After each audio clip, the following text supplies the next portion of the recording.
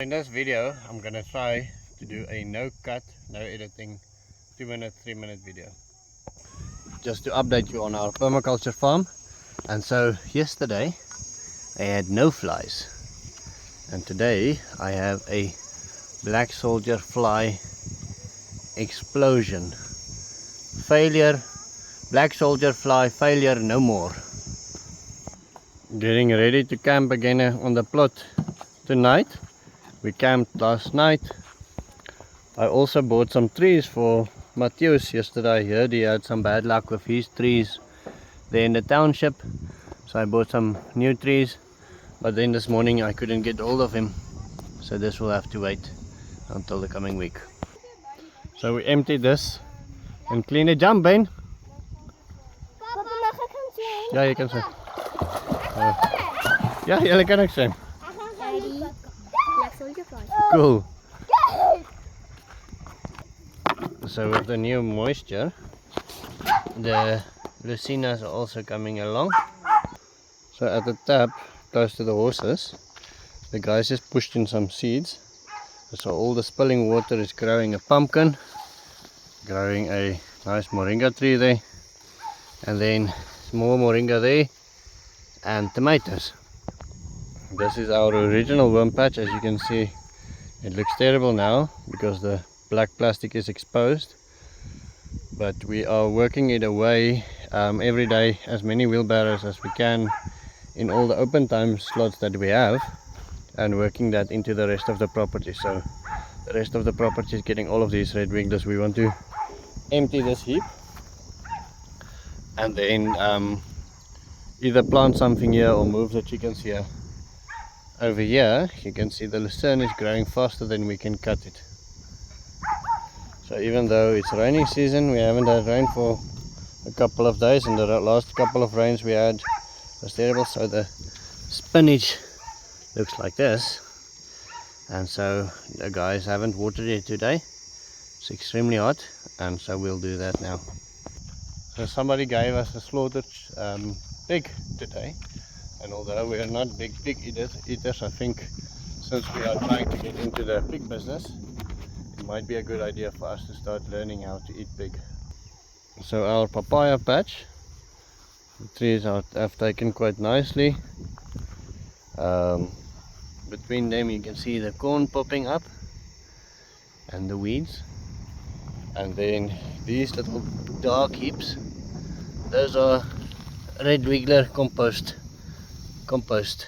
And you can still see some vermis between them. Prickly pears keeps on surprising me. New growth almost daily. Crazy butternut harvest hasn't stopped yet. We still eat butternuts for breakfast, lunch and dinner. You can see all the new growth. There's a nice butternut. You can see all the new growth on the prickly pears. Interesting thing is, each eye, like that, can either turn into a root, a fruit, or a leaf. Each one's got the potential to be either one. The other interesting thing about prickly pears is that they've got rain roots. So if it rains, they can grow this much in an hour to capture as much water as it can. And then, once the rain is gone, the plant takes all that nutrients back from the roots, and the roots simply disappear again.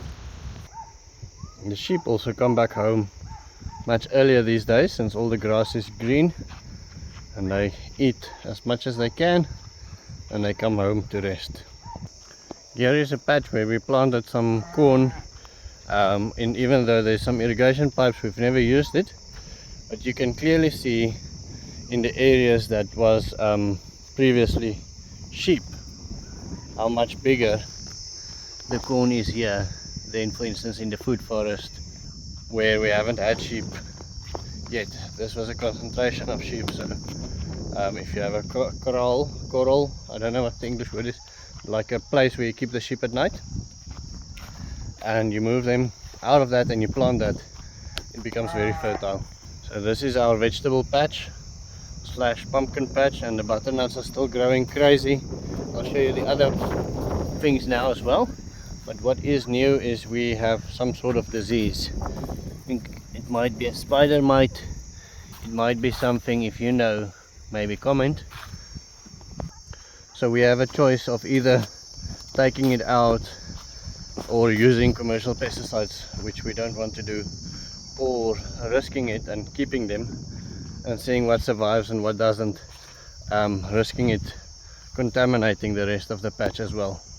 So if you go in deeper into the pumpkin patch, you see loads of these ones. We call them boerpampoene, or farmers pumpkins, and they are a very traditional thing for us.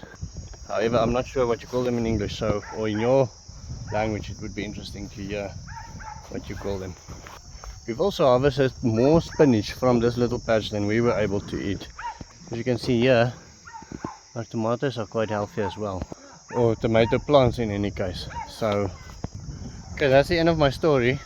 Subscribe to David the Good.